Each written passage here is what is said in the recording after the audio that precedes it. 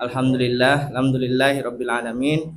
Assalatu wassalamu ala asrofil anbiya'i wal mursalin wa ala alihi wa ashabihi wa barik wasallim amma ba'du. Segala puji bagi Allah yang telah mempertemukan uh, kita semua dalam acara rakerda ini. Tentunya dalam acara rakerda ini yang saya hormati Pak Ustadz Rohim, yang saya hormati juga Pak Ustadz Ilyas dan seluruh jajaran dari pengurus DPD ABI Kota Bekasi. Untuk mempersingkat waktu dalam acara ini, pertama-tama akan dibacakan oleh pembukaan dan kalam ilahi yang akan dibacakan oleh Pak Zen. Pada Pak Zen saya persilakan.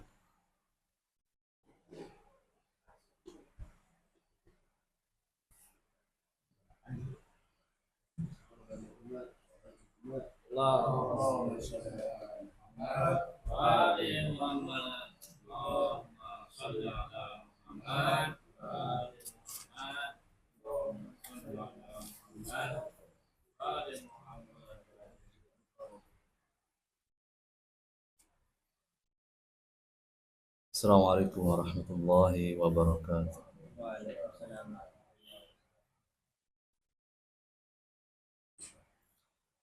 أعوذ بالله من الشيطان الرجيم.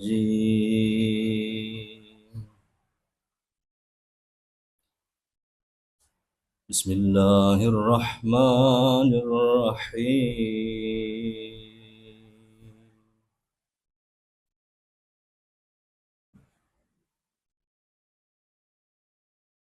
أقم الصلاة لدلوك الشمس إلى غسق الليل وقرآن الفجر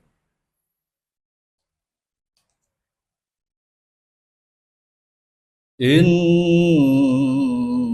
قرآن الفجر كان مشهودا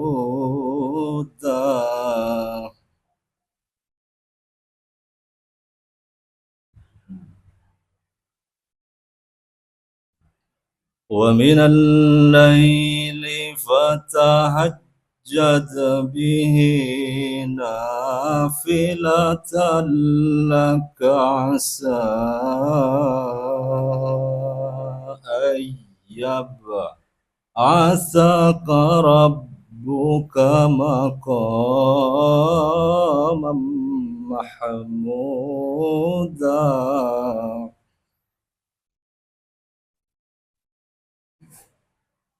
وقل رب أدخلني مدخل صدق وأخرجني مخرج صدق واجعل لي من لدنك سلطانا نصيرا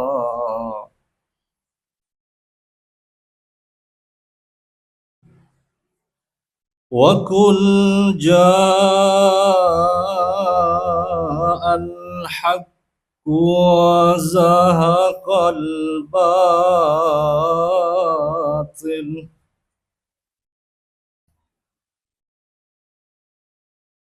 إن الباطل كان زهوقا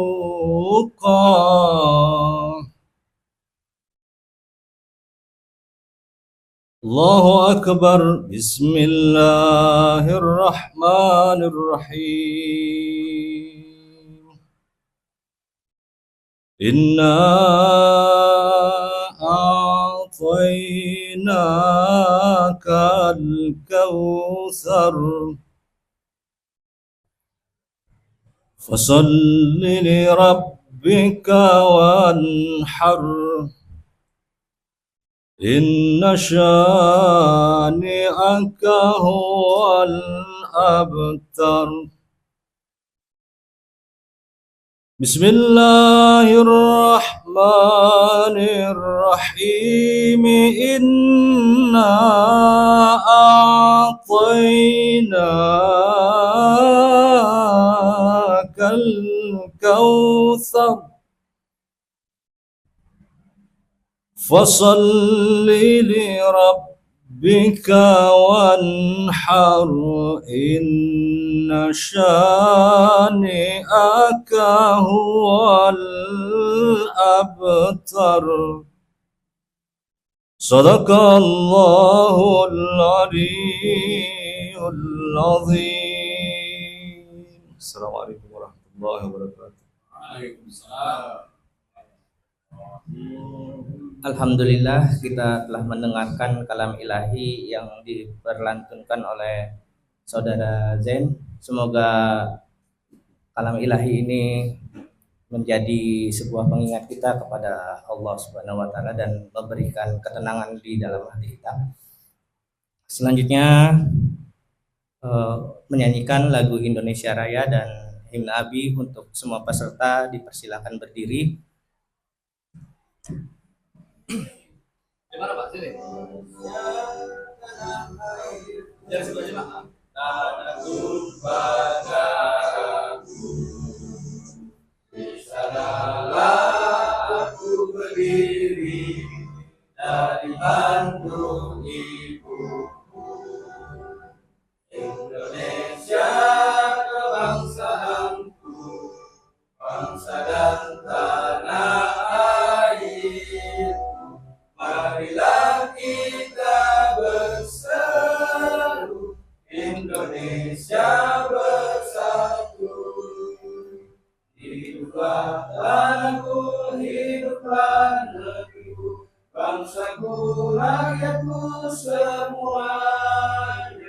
Bangunlah jiwanya, bangunlah badannya untuk Indonesia Raya. Indonesia Raya, merdeka, merdeka, anakku, negeriku yang kucinta. Indonesia Raya, merdeka, merdeka, hiduplah Indonesia Raya. Indonesia Raya, merdeka, merdeka, anakku, negeriku yang kucinta. Indonesia Raya, merdeka, merdeka, hiduplah Indonesia Raya.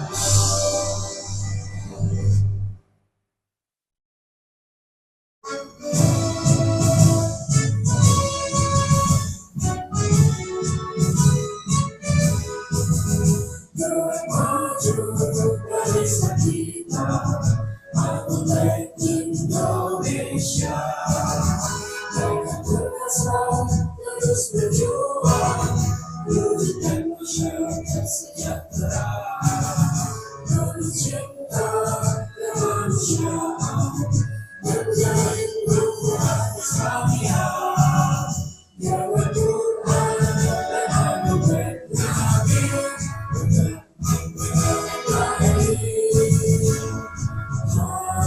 jadikan bangsa siaran yang menghilang memelihara kesatuan dengan tingkatnya kebinekaan bangsa.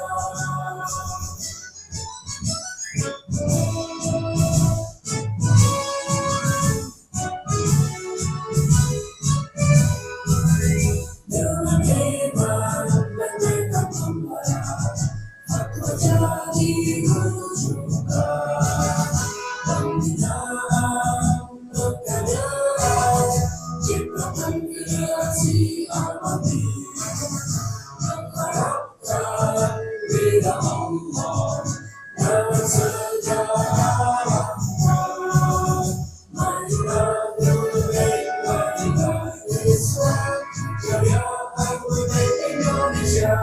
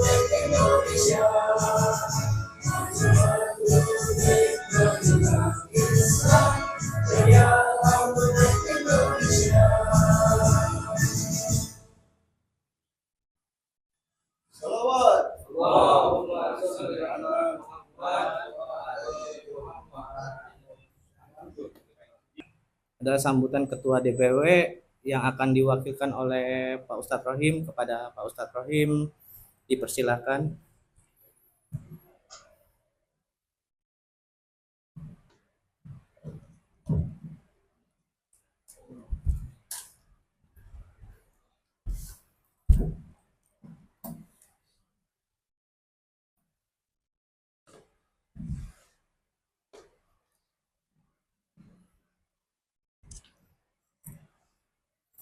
Assalamualaikum warahmatullahi wabarakatuh.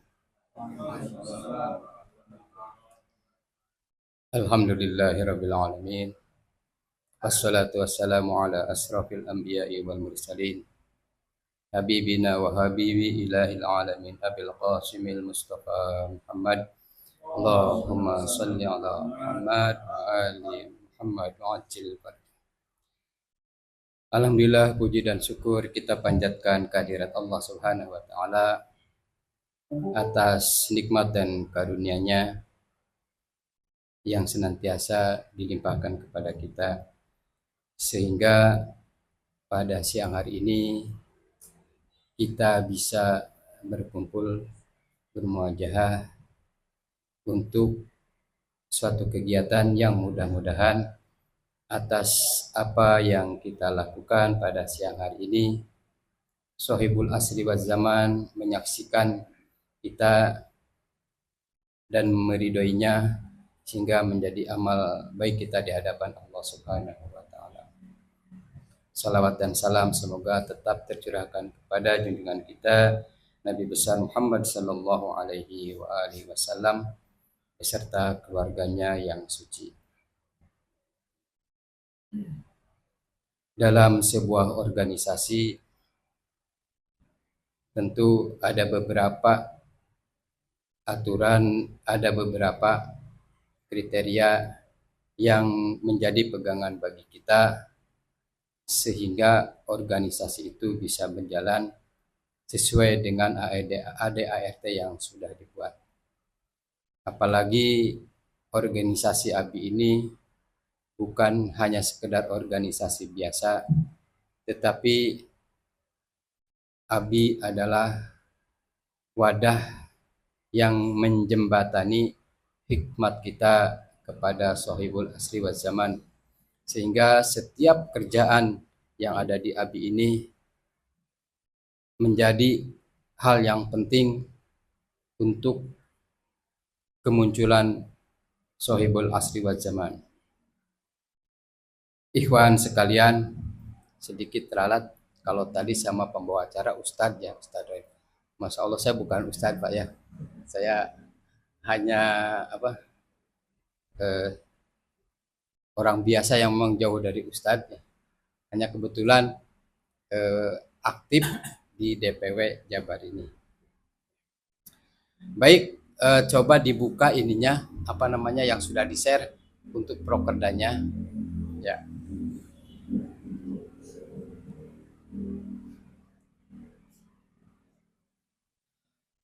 Jadi prokerda itu ada dua pembahasan. Yang pertama ada program kerja 5 tahunan ya. Pada program kerja 5 tahunan, setelah daftar isi di situ ada divisi kaderisasi. Ada divisi kaderisasi. Nanti siapa di sini yang jadi divisi kaderisasi? Pak Bapak ya Pak ya? Nanti ya Pak Swada. Ya, itu yang paling atas ada program kerja daerah periode 2024-2029 ya. Nah, di situ ada kolom pertama nomor, kemudian kolom kedua ada pokok program. Pokok program pertama yaitu menyelenggarakan atau mengikuti pendidikan kader, MONEF dan berbagai tingkatan bagi seluruh anggota di Kota Bekasi ya. Nanti diralat Pak ya, Kota Bekasi nanti. Nah, itu apa namanya? Ada program PTD namanya. Nanti setelah PTD kemudian dilanjut dengan MONEF. Nah, nanti ada yang kalau PTL nanti program tingkat lanjutan itu DPW yang menyelenggarakan. Tapi ini PTD dan seluruh anggota diusahakan untuk bisa ikut. Dan ikut serta program TOT. Ya, TOT. TOT itu adalah pelatihan untuk apa namanya? Pemonef nantinya. Jadi siapapun nanti yang training of trainer. Jadi training untuk mereka yang akan menjadi trainer. Ya, dalam hal ini adalah untuk MONEF. Itu. Nanti bisa di Bekasi untuk mengajukan siapa, Pak Swada bisa nanti, ya. Atau yang lainnya juga. Nah, kemudian di situ ada keluarannya apa? Di situ kan ada keluarannya bertambahnya jumlah kader tingkat dasar. Dan nanti di Bekasi berapa orang targetnya jangan banyak-banyak Pak ya, 1 tahun misalkan 2 ya. Gitu. Nanti dibikin sama Pak Swada targetnya berapa. 1 tahun 1 atau 2 gitu ya. Enggak usah ini apa namanya. Kemudian tingkat menengah. Nanti tingkat menengah berapa targetnya? Ya. Kalau tingkat menengah itu yang harus sudah tingkat dasar dulu, baru tingkat menengah. Nah itu. Terus ada uraiannya. Nanti bisa disesuaikan aja dari kolom-kolom yang ini disamakan maksudnya ya. Nanti ketika bikin rakerda, ini sudah dibuat, nanti tinggal direvisi dikit aja. Kemudian upgrading PTD, PTM, PTL. Tersedianya calon peserta yang siap menerima materi upgrading. Artinya nanti di sini siapa yang sudah PTD, kemudian Kota Bekasi pengen mengadakan upgrading. Nanti dihubungi siapa di DPW yang ini, ada Ustadz Husain Bajri atau nanti langsung sama Ustadz Ilyasnya. Bisa dilakukan seperti itu. Nah, apakah program upgrading ini mau dilaksanakan di Kota Bekasi oleh divisi kaderisasi? Sepertinya harus Pak ya, karena memang upgrading itu adalah untuk peningkatan kualitas dari seluruh pengurus dan anggota. Kemudian mengikuti evaluasi dan penyempurnaan terhadap sistem kaderisasi serta menyeluruh dan periodik. Ini apa saja. Nah ini apakah ini mau dilaksanakan? Kalau tidak juga nggak apa-apa, misalkan ya melaksanakannya nanti yang nomor 2 sama nomor 1 itu. Kemudian berikutnya dari program 5 tahunan baru masuk ke program tahunan. Untuk program 5 tahunan ini bisa diambil semua 3 Pak ya, karena itu jangkanya 5 tahun. Ya. Kemudian setelah program 5 tahun di sini ada rencana kerja dan anggaran tahunan atau RKT. Bukan departemen ini Pak ya, tapi adalah di divisi. Ya, nanti diganti divisi. Divisi nanti diganti.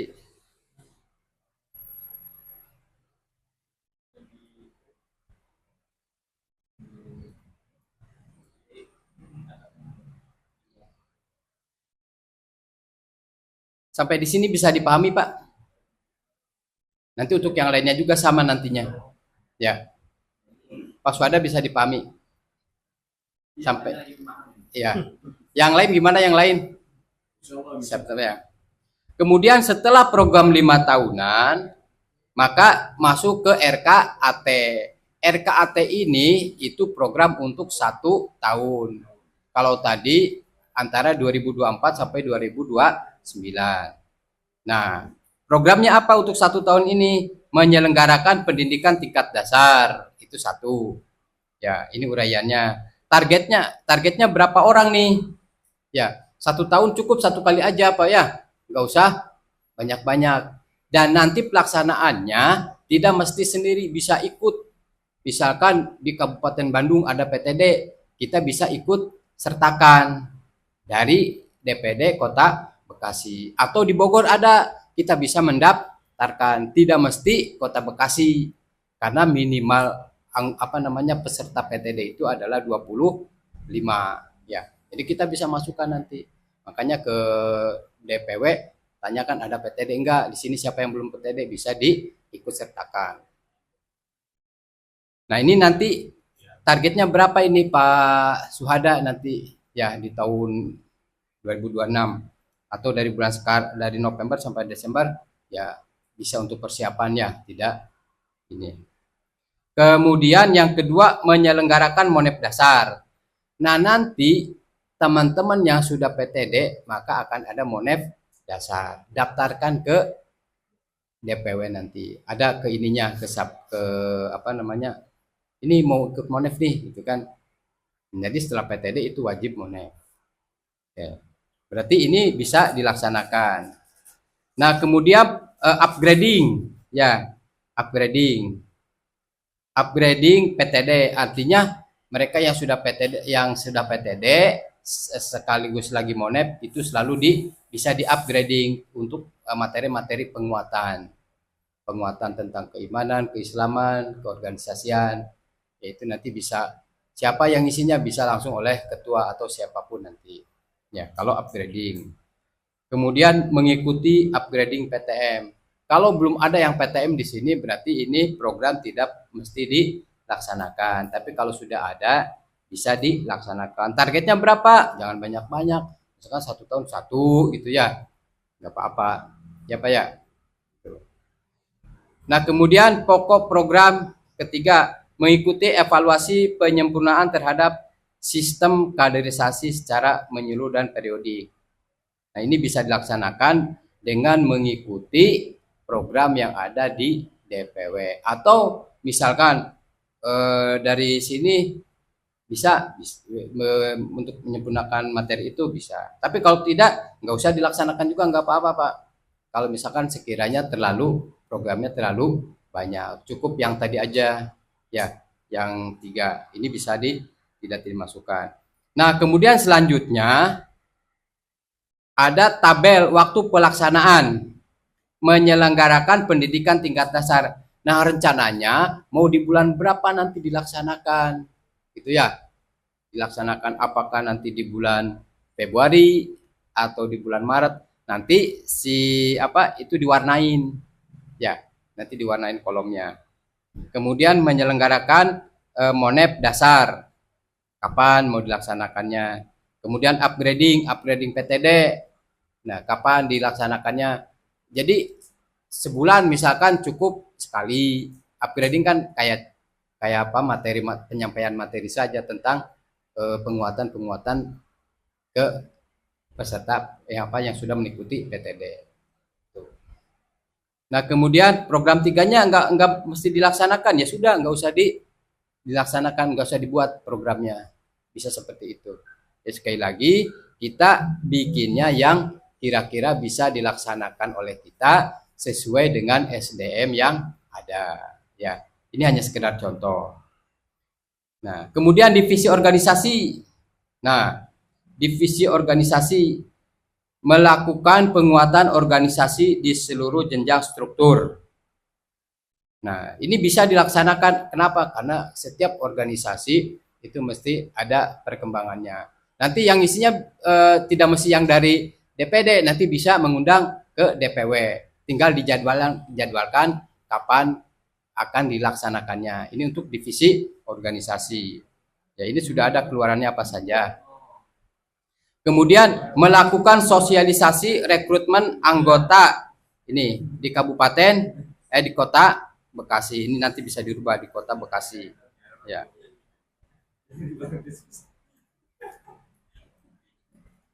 Di kota Bekasi. Nah, terpahaminya penggunaan aplikasi, kemudian bertambahnya jumlah anggota terdaftar di Siangga. Nah, nanti yang ya di Siangga. Nah, targetnya berapa nih di Bekasi, Kota Bekasi? Ini juga jangan terlalu banyak-banyak. Misalkan 1 tahun 2 atau 3 atau 1 juga nggak apa-apa. Ya kita dibuat apa namanya? Yang penting organisasi kita itu berjalan ya dengan menyesuaikan kondisi yang ada. Nanti lambat laun kan akan terus berkembang nantinya Pak ya. Itu harapannya adalah seperti itu. Artinya bahwa ketika kan nanti ada rapat bulanan nantinya. Ketika rapat bulanan ada bahan yang akan menjadi pembahasan di rapat tersebut. Tuh. Nah, kemudian memastikan berfungsinya pembagian tugas. Nah, nanti tugas organisasi. Jadi tugas divisi organisasi memastikan bahwa setiap organisasi itu bisa berjalan. Ya, apakah organisasi pemberdayaan ekonomi jalan tidak? Nah, kalau tidak ada, nah kendalanya di mana? Itu bagian dari tugas organisasi ya.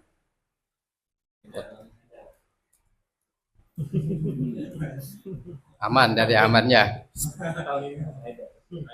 Kemudian mendorong seluruh pengurus DPD Kota Bekasi untuk melaksanakan berbagai program dan partisipasi ya. Jadi tugasnya gitu untuk organisasi itu untuk diskusi lah ya, untuk memastikan bahwa organisasi ini jalan, berpartisipasi program-program keluar dan ke dalamnya. Ya, Ustaz ya, ini nanti bisa di ini. Kemudian program ke-1 itu yang tadi yang 5 tahunannya ya, tadi yang 5 tahunannya. Kemudian yang RKAT-nya melakukan penguatan organisasi, mengikuti upgrading tata kelola. Nah, nanti DPW akan selalu mengadakan upgrading tata kelola tentang keorganisasian. Nah, nanti bisa DPD Kota Bekasi misalkan mau mengadakan upgrading nih, gitu ya, tentang keorganisasian, berarti seluruh divisi bisa hadir. Siapa yang isinya? Bisa dari DPW ataupun nanti bisa yang lainnya. Ya. Online, bisa online, bisa offline. Kalau misalkan untuk Kota Bekasi saja bisa online, offline, misalkan setelah doa kumel atau apa, itu ya biar menjaga silaturahmi juga. Gitu.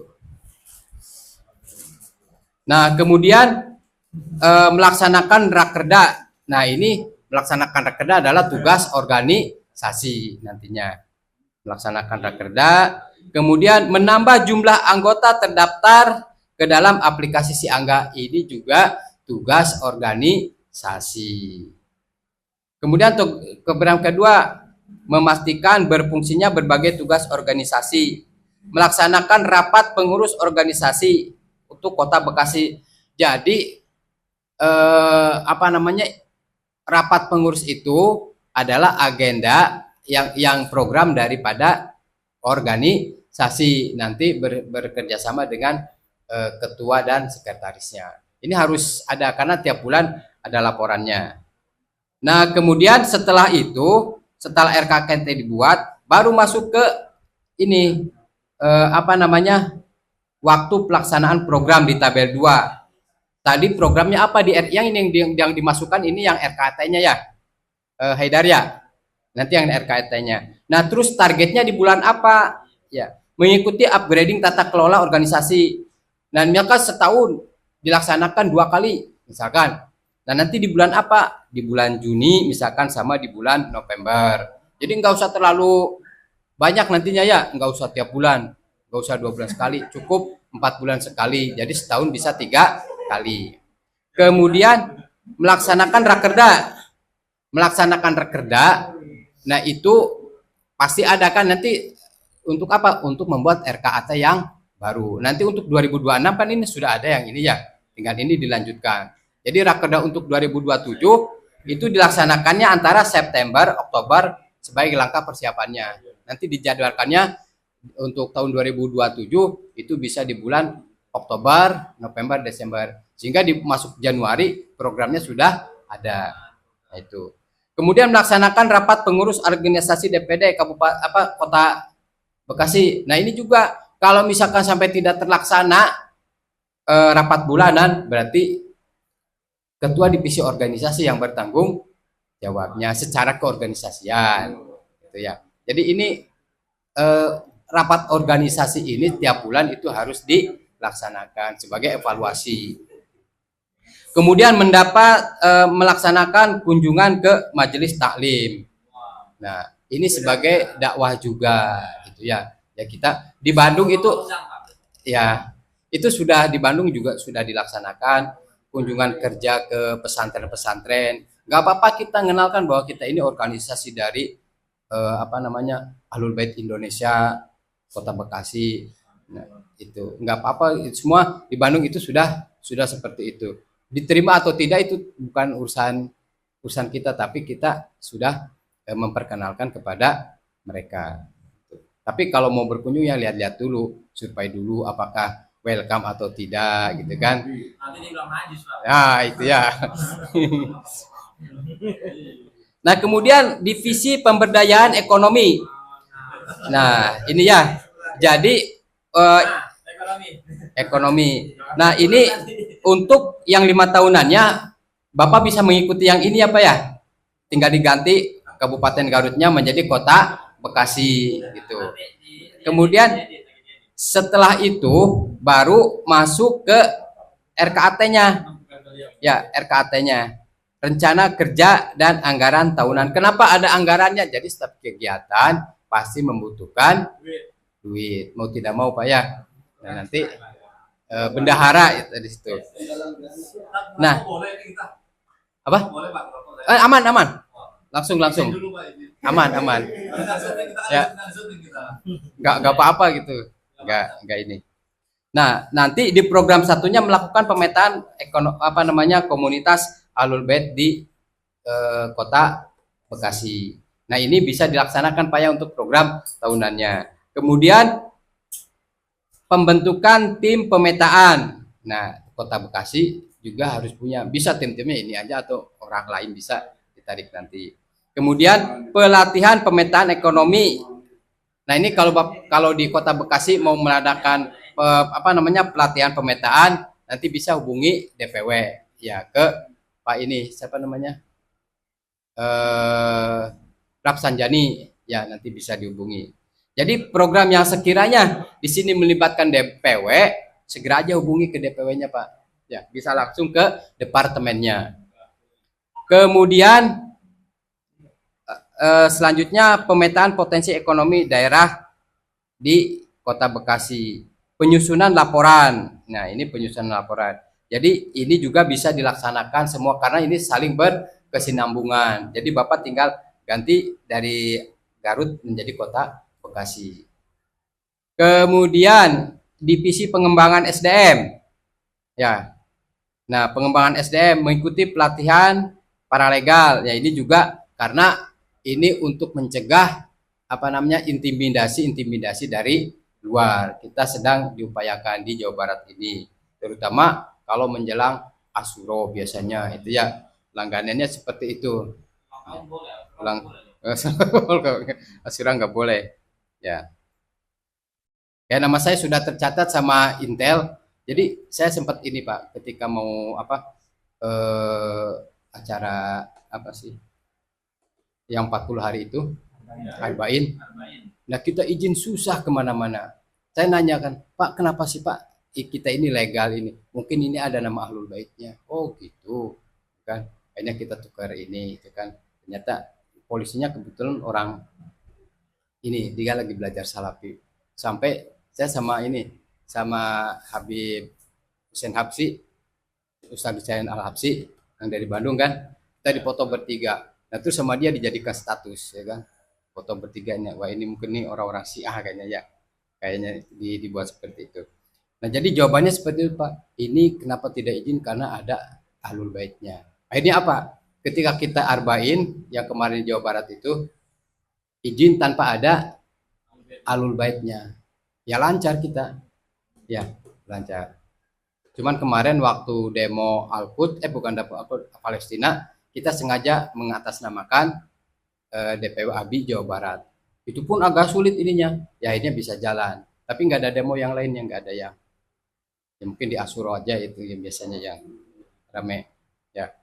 Jadi itu fungsinya para legal untuk mengantisipasi. Walaupun memang sangat kecil kemungkinannya bahwa kita itu bisa diakui gitu kan. Tapi tetap harus menjadi taklid kita. Mengikuti pelatihan komunikasi efektif. Ini juga kedepannya itu akan dilaksanakan oleh DPW untuk komunikasi aktif. Ya, jadi harapannya nanti bapak-bapak di sini, terutama yang PSDM itu bisa mengikutinya. Kemudian mengikuti pelatihan musyawarah negosiasi. Kemudian melakukan pengembangan kompetensi digital, mengikuti pelatihan digital marketing. Ini juga nanti akan dilaksanakan oleh DPW.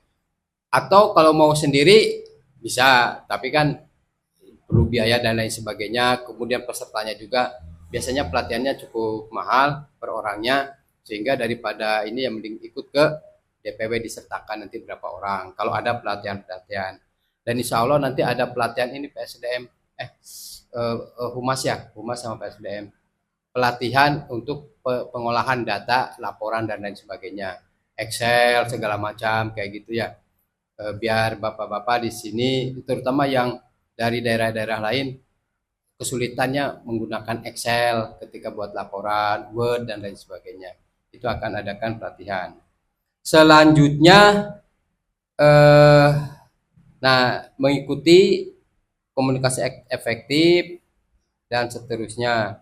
Nah, nanti waktu pelaksanaannya. Jadi untuk waktu pelaksanaan itu ditargetkan di bulan apa? Ingat, ketika menargetkan di bulan apa, cukup setahun 2 kali, 3 kali, jangan banyak-banyak ya.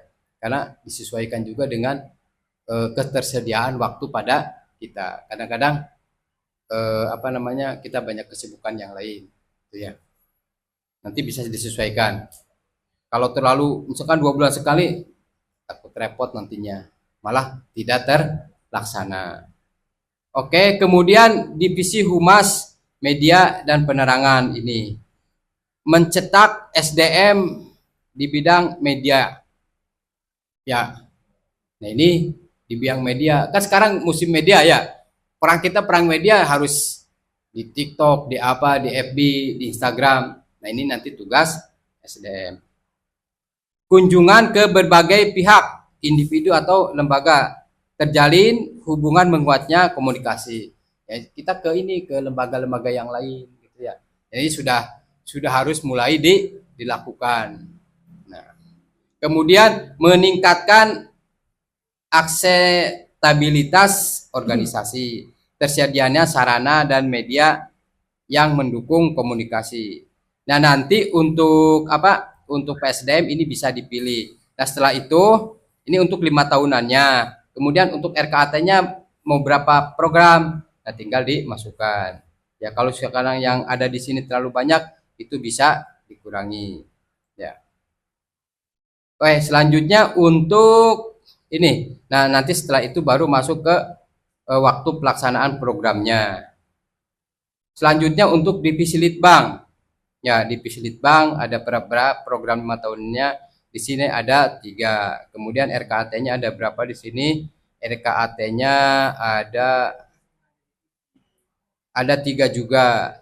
Nanti tinggal dipilih, disesuaikan dengan kondisi yang ada di Kota Bekasi, disesuaikan dengan SDM-nya, disesuaikan dengan ketersediaan waktu kitanya, gitu ya.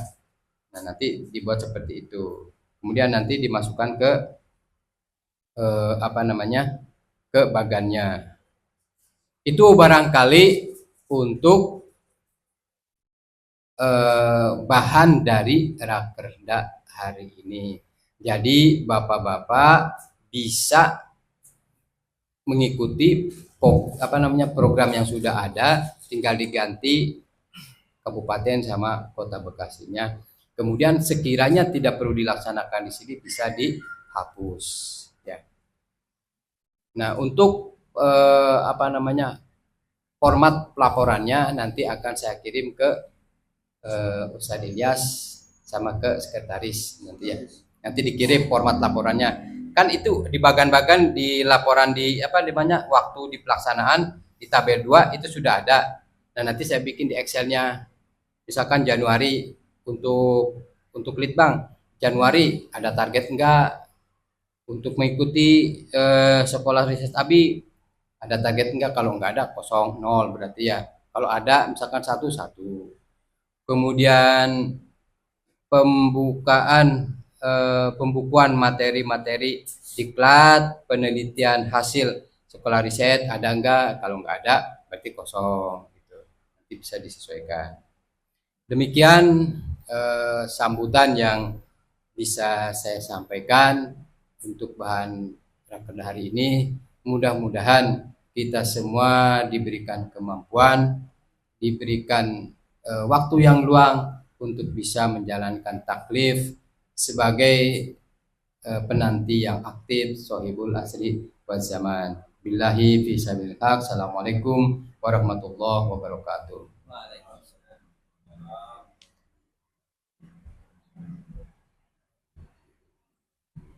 Terima kasih kepada Bapak Rohim selaku perwakilan DPW ABI Jawa Barat. Insya Allah Pak, DPD ABI Kota Bekasi akan melaksanakan amanah yang diberikan. Dan untuk acara selanjutnya adalah sambutan Ketua DPD yang akan disampaikan oleh Pak Ustadz Ilyas. Kepada Pak Ustadz Ilyas dipersilakan. Allahumma sholli ala Muhammad.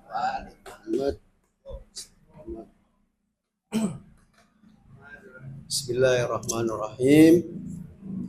Yang saya hormati Bapak Rohim mewakili Ketua DPW ABI Jawa Barat Ustadz Saiful Yusuf dan para pengurus DPD ABI Bekasi yang saya muliakan. Assalamualaikum warahmatullahi wabarakatuh. Alhamdulillah wassalatu wassalamu ala Rasulillah Sayyidina wa habibina wa qurrati a'yunina bil qasimil Mustafa Muhammad. Allahumma sholli ala Muhammad.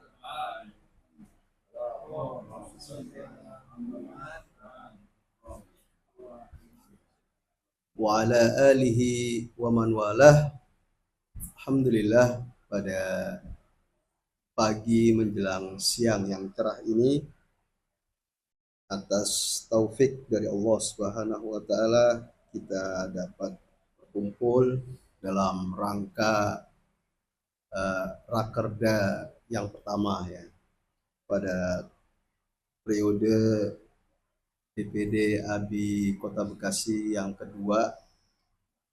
Mudah-mudahan kita semua berkumpul, bermusyawarah, diskusi dengan harapan yang besar, karena kita punya harapan yang besar dan kita punya suri tauladan tokoh besar nan suci imam kita Sahibul Asri wal Zaman ajarallahu farajah syarif. Insyaallah taala kita dapat berbuat sesuatu yang dapat menarik ridha dan ketaatan kita kepada imam zaman, insyaallah taala. Amin ya rabbal alamin. Ada 3 poin yang ingin saya sampaikan untuk dalam sambutan ini. Yang pertama ialah firman Allah Subhanahu wa taala, a'udzubillahi minasyaitonir rajim. Fitratallahi allati fataran nasa 'alaiha la tabdila li khalqillah. Fitrah Allah yang mana Allah menciptakan manusia atas fitrah itu dan tidak ada perubahan dalam penciptaan Allah Subhanahu wa taala. Kita semua setiap manusia memiliki fitrah kecenderungan kepada Yang Maha Kuasa, Yang Maha Esa, Allah Subhanahu wa Ta'ala, kecenderungan kepada kesempurnaan. Siapa sih yang tidak suka dengan kesempurnaan? Bahwa kita semua pasti cinta pada kesempurnaan. Karena atas fitrah itu, tanpa kita belajar, tanpa kita diberitahu, tetapi kita lahir dan hidup di dunia ini ya memiliki kecenderungan itu, cenderung pada kebaikan, cenderung kepada keadilan, kesempurnaan, kesucian, keagungan, semuanya yang merupakan sifat-sifat kesempurnaan itu fitrah kita, ya, fitrah setiap manusia. Nah, teringat penjelasan Imam Khomeini. Beliau mengatakan ada dua fitrah pada manusia. Yang mendasar adalah fitrah tidak suka kekurangan, membenci kecacatan. Itu yang mendasar. Bahwa setiap manusia menjauhi hal-hal yang tidak dia sukai. Nah, kemudian selain itu ada fitrah kesempurnaan dan juga cenderung pada yang sempurna. Jadi yang tadi pertama yang mendasar itu tidak suka dengan kekurangan atau kecacatan dan tidak suka semua hal yang cacat. Ya. Yang kedua adalah fitrah cenderung pada kesempurnaan dan juga condong pada yang sempurna. Itu yang pertama.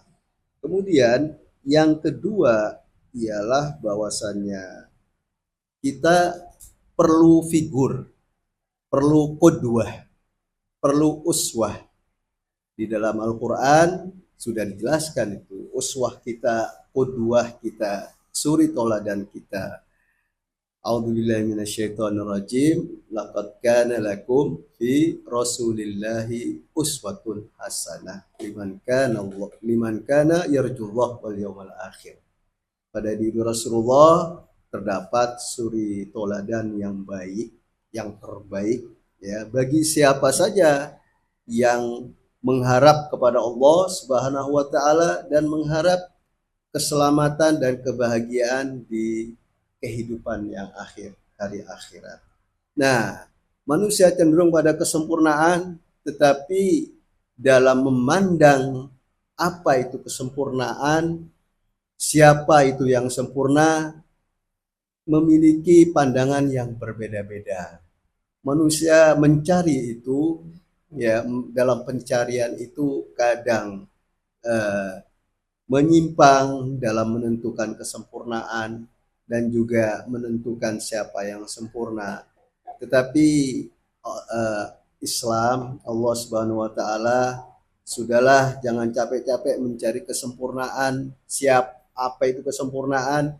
Itu sudah fitrah kalian, tetapi untuk menentukan apa itu kesempurnaan dan siapa yang sempurna, Allah kasih tunjuk, yaitu Rasulullah Sallallahu Alaihi Wasallam.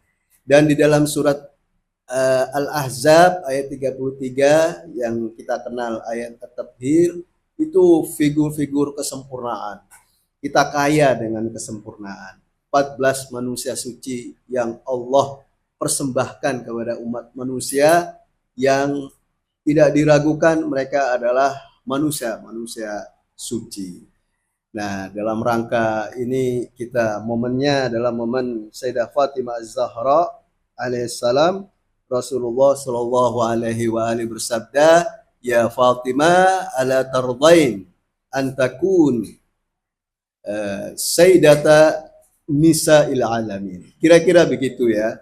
Wahai Sayyidah, wahai Fatimah, tidakkah engkau rela engkau menjadi penghulu para wanita seluruh alam? Nah, ini dijelaskan bahwasanya Rasulullah mengatakan demikian bukan karena beliau seorang ayah yang menyayangi putrinya dengan penuh perasaan kasih sayang yang khusus kepada beliau, tetapi beliau ingin menjelaskan kepada kita semua, kepada umat manusia, bahwasannya Rasulullah tiada yang keluar dari lisan dan perbuatan yang berasal dari beliau itu melainkan wahyu dari Allah Subhanahu wa taala. Wa ma yantiqu 'anil hawa in huwa illa wahyun yuha.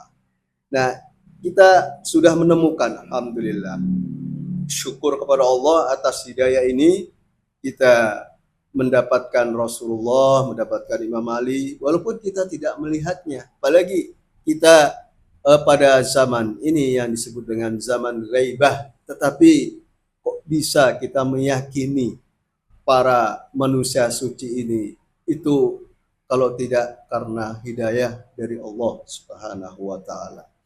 Nah, itu yang kita dapatkan, yang kita terima, sebuah anugerah besar. Kita ditunjuki oleh Allah Subhanahu wa taala figur-figur suci. Lalu apa yang harus kita lakukan setelah kita menemukan, mendapati figur-figur suci itu? Ya, ketaatan. Ati Allah wa atiur Rasul wa ulil amri minkum. Taatlah kepada Allah, taatlah kepada Rasul, dan ulil amri. Ulil amri ini yang memegang urusan, yang memegang kepemimpinan, yang memegang urusan-urusan keumatan, yaitu mereka. Dan pada zaman ini yaitu imam kita sahibul asri waz zaman ajalallah farajau syarif, yang harus kita taati. Alhamdulillah, kita insyaallah mudah-mudahan selamat dari sabda Nabi yang diriwayatkan oleh Ahlussunnah juga, man mata walam ya'rif imama zamanihi mata maitatan jahiliyah. Tidak kenal imamnya, itu kalau meninggal, kalau wafat, itu kita dalam keadaan tidak mengenal Islam. Kalau tidak mengenal imam kita. Dan imam itu adalah sebuah keniscayaan, kelanjutan dari misi kenabian, bahwa kenabian boleh terputus, boleh berakhir pada diri Rasulullah, yakni sebagai khatamun nabiyyin, sang penutup para nabi. Tetapi kepemimpinan dan urusan umat di sepanjang zaman tidak boleh kosong di muka bumi ini.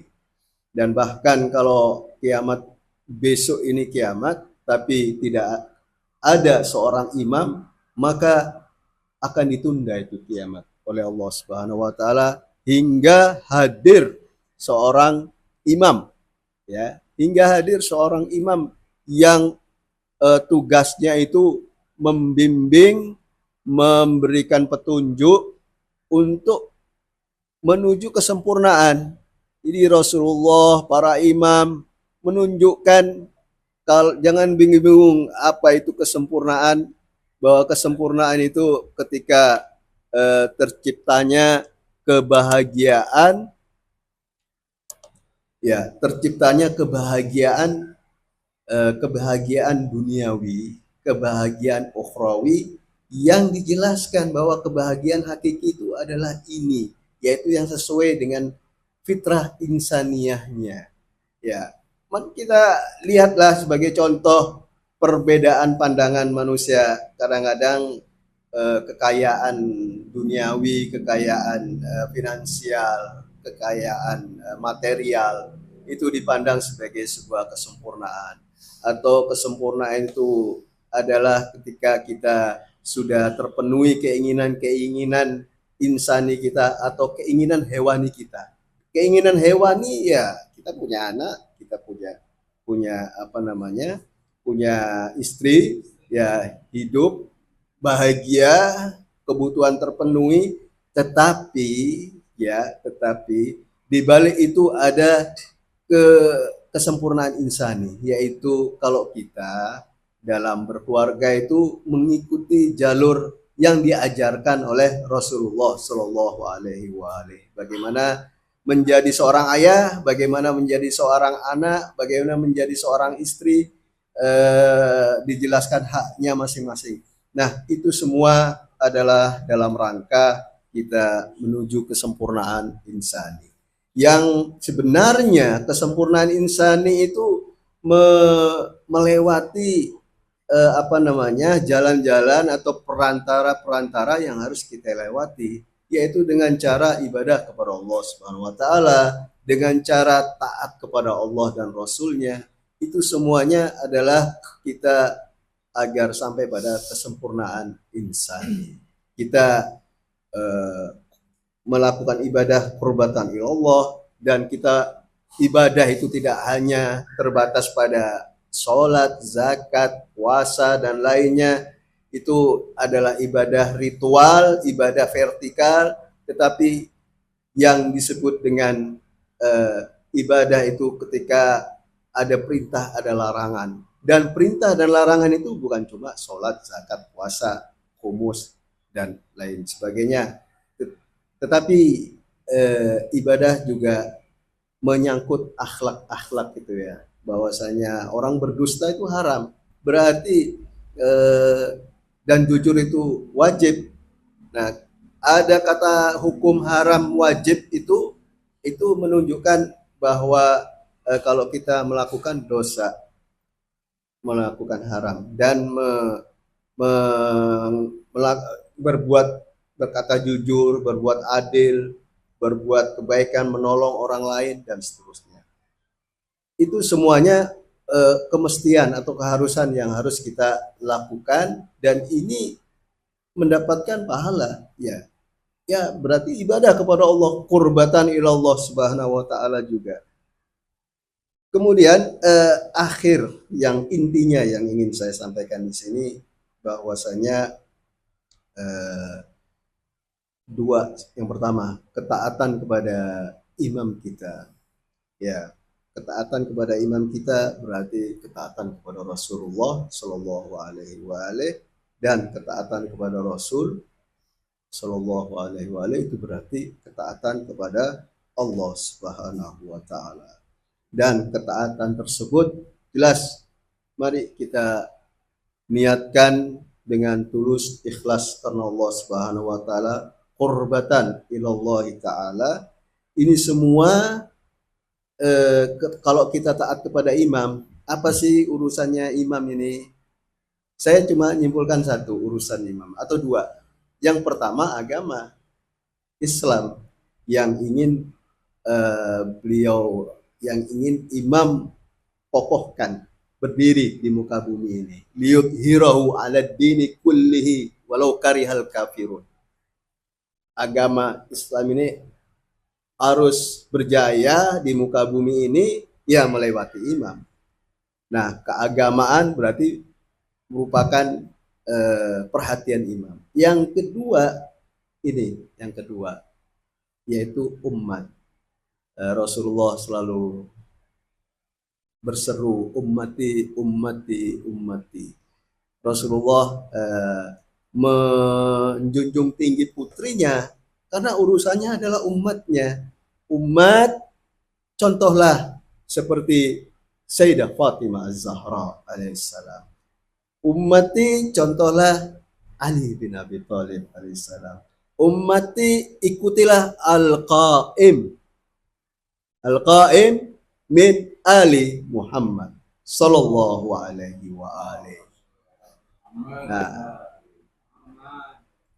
kita berorganisasi ini, kita berabi ini, ya, itu insya Allah dua yang kita dapat. Yang pertama, keagamaan, keislaman, dan yang kedua adalah keumatan, terlebih lagi adalah komunitas pecinta Ahlul Bait alaihimussalatu wassalam. Saya beberapa kali saya menyampaikan bahwa kalau kita perhatian kepada umat Rasulullah, kita curahkan perhatian kita kepada komunitas, kepada pecinta Ahlul Bait alaihimussalatu wassalam, ya mulai dari orang-orang terdekat kita, istri kita insya Allah pecinta Ahlul Bait alaihissalatu wassalam. Anak-anak kita adalah pecinta Ahlul Bait alaihissalatu wassalam. kawan-kawan kita semuanya, alhamdulillah, mudah-mudahan kita dalam lingkaran, ya, lingkaran orang-orang yang para pecinta, apalagi kita masuk ke dalam organisasi ini, sudah pasti yang dipikirkan oleh orang-orang dalam organisasi ini adalah dua, Islam berjaya, umat juga bersatu. Nah, itulah kita melalui organisasi ini kita dapat menggembirakan, dapat sebagaimana yang dikatakan ya kepada seorang sahabat setia, kepada seorang imam ya, ridwan biridhaka. Imam mengatakan kepada Allah, ana ridha dengan ridhamu ya Allah. Kita juga demikian, tetapi kita juga ingin mengatakan kepada imam kita, sahibul asri waz zaman, dalam berorganisasi ini kita ingin menyampaikan kepada beliau, ya imam zaman, nahnu radina biridhaka. Kami rela dengan ridhamu wahai imam zaman. Insyaallah taala. Amin ya rabbal alamin. Ya, kita tunjukkan bagaimana kita bisa mengekspresikan ridha kita kepada beliau, yaitu dengan cara ini yang kita kenapa ini suatu menurut saya anugerah besar buat kita masuk dalam lingkaran ini, bahwasanya orang-orangnya adalah orang-orang yang sebagaimana yang diinginkan oleh Imam Zaman, yaitu Islam yudhirahu ala din kulli, insyaallah. Itu sudah janji pasti dari Allah Subhanahu wa taala. Walaupun musuh sana, ada musuh internal, musuh eksternal hendak mengoyak-ngoyak, tetapi tetaplah prosedurnya adalah ikhtiar kita. Ya, kita apakah kita punya kepedulian dalam keagamaan ini, dan juga apakah kita punya kepedulian dengan umatnya, yaitu umat Rasulullah Shallallahu Alaihi Wasallam. Insyaallah kita bersama-sama, insyaallah kita dengan Rakerda ini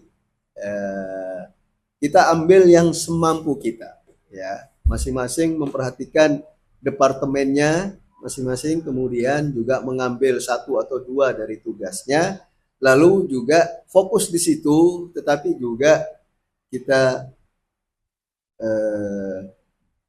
saya juga sendiri nggak banyak paham ya tentang apa namanya departemen ini, tugasnya nggak banyak paham, tetapi kalau kita saling nanya, berkoordinasi dengan yang apa namanya pimpinan kita yang di Jawa Barat atau di DPP pusat, alhamdulillah saya kemarin juga sempat jumpa dengan Ustadz Zahir ya di Cijeruk sana, ngobrol-ngobrol cukup lama ya, mungkin 1 jam ada itu ya, kita ngobrol santai lah ya.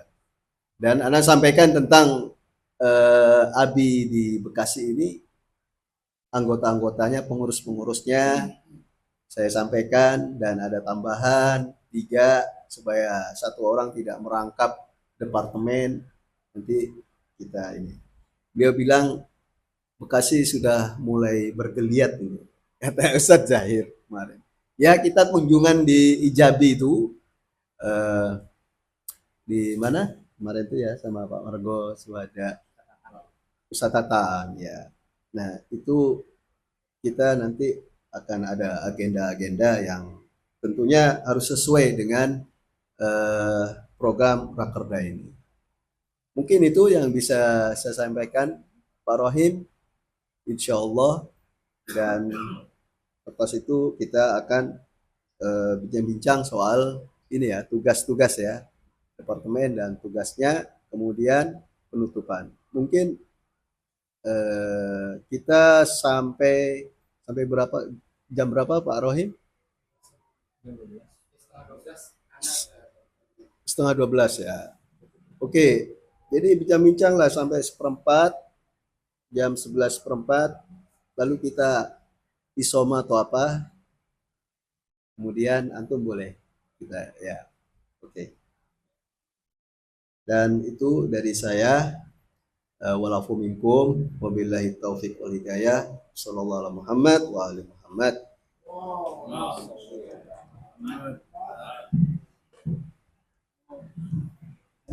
Alhamdulillah, terima kasih pada Ustadz Ilyas yang telah memberikan sambutan dan tausiahnya. Selanjutnya acara inti kita yaitu Rakerda. Sebelum itu mari kita bersalawat. Allahumma salli ala Muhammad wa ali Muhammad. Allahumma salli ala Muhammad wa ali Muhammad. Allahumma salli ala Muhammad wa ali Muhammad.